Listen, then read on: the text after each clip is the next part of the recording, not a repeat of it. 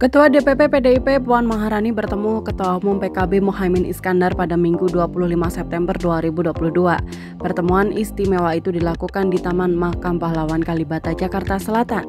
Caimin dan Ketua DPR RI itu mengawali pertemuan dengan ziarah ke makam Taufik Kimas. Keduanya tampak akrab dan terlibat obrolan yang cukup serius selama menyusuri area makam. Usai pertemuan santai itu, keduanya menggelar jumpa pers. Dua tokoh politik itu mengaku sempat berbincang soal peluang di Pilpres 2024. Caimin menyatakan dirinya minimal menjadi wakil presiden pada Pilpres 2024. Hal itu disambut tawa Puan bersama sejumlah politisi PDIP yang mendampinginya.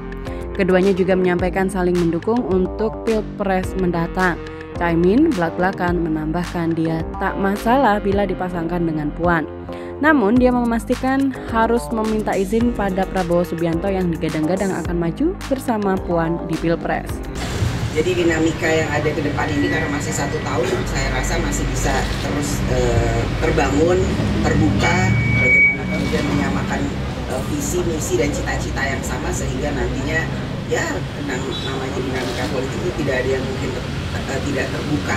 Yang pasti pertemuan ini membuka ruang bagi kita berdua untuk bisa selalu berkomunikasi.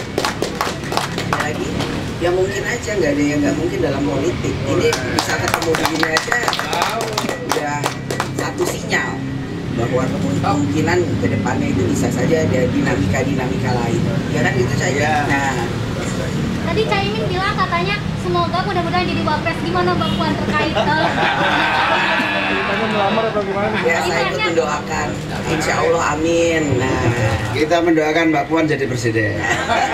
Ya namanya juga mau menikah, kalau nanti nyari pasangan ya semua calon juga pasti nyari pasangan yang cocok, punya visi dan misi yang sama, punya cita-cita yang sama. Kemudian bagaimana kemudian visi dan misi dan cita-cita yang sama itu bisa untuk kesejahteraan rakyat.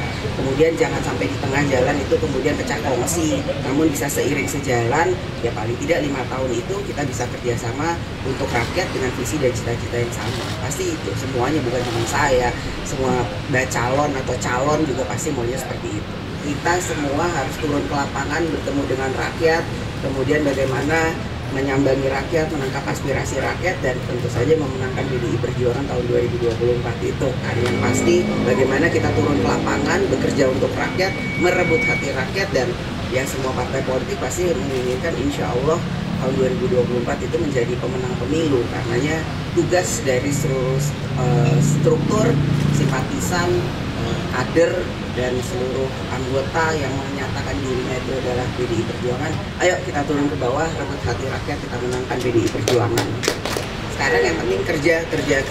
Orang politik itu ya begitu, harus kerja turun ke lapangan untuk merebut hati rakyat.